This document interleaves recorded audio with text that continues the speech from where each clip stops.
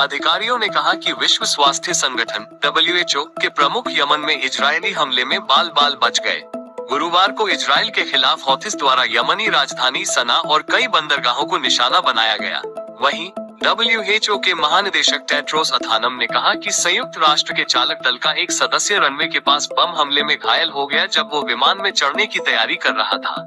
Tedros ने social media platform x पर कहा कि बम हवाई यातायात नियंत्रण टावर, विमान के प्रतीक्षा क्षेत्र, प्रस्थान लाउंज से कुछ मीटर की दूरी पर फट गया और रनवे को नुकसान पहुंचा। लेकिन उन्होंने कहा कि वह और उनके साथी बम हमले से बाल बाल बच गए। हमले में मारे गए लोगों के परिवारों के प्रति हार्दिक संवेदना। संयुक्त राष्ट्र की प्रवक्ता स्टेफनी ट्रेमब्ले ने कहा कि घायल व्यक्ति संयुक्त राष्ट्र मानवतावादी वायु सेवा में था।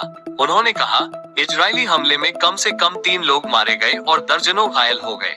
संयुक्त राष्ट्र की टीम सना में सुरक्षित है। ट्रेमब्ले ने कहा कि शुक्रवार सुबह WHO प्रमुख और संयुक्त राष्ट्र की टीम यमन छोड़ने पर विचार करेगी।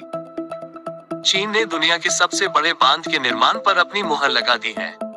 तिब्बत में ब्रह्मपुत्र नदी पर 137 अरब डॉलर की लागत से बनी ये परियोजना भारतीय सीमा के बेहद करीब है।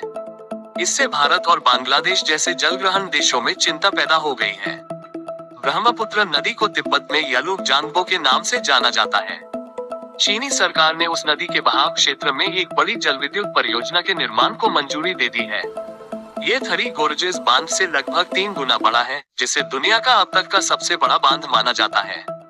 प्रासंगिक रिपोर्टों में कहा गया है कि यह प्रति वर्ष 300 अरब किलोवाट बिजली पैदा करता है।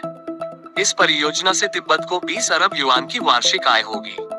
चीनी सरकार ने एक बयान में कहा कि यह परियोजना उच्च गुणवत्ता वाले विकास पथ को आगे बढ़ाने के देश के प्रयासों को गति देने में सकारात्मक भूमिका निभाएगी। माली के अधिकारियों का कहना है कि स्पेन जा रही एक नाव के पलट जाने से 69 लोगों की मौत हो गई है। ये घटना इसी महीने की 19 तारीख को हुई थी।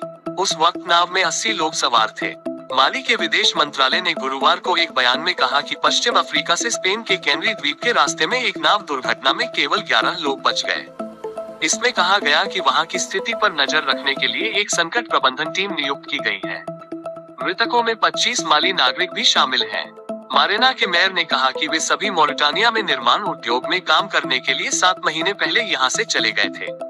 उन्होंने कहा कि वहाँ उनके दोस्तों ने उन्हें यूरोप और अमेरिका आने के लिए प्रोत्साहित किया। हालांकि कुछ लोग घर पर बताए बिना इस खतरनाक यात्रा पर निकल पड़े, मेयर ने कहा।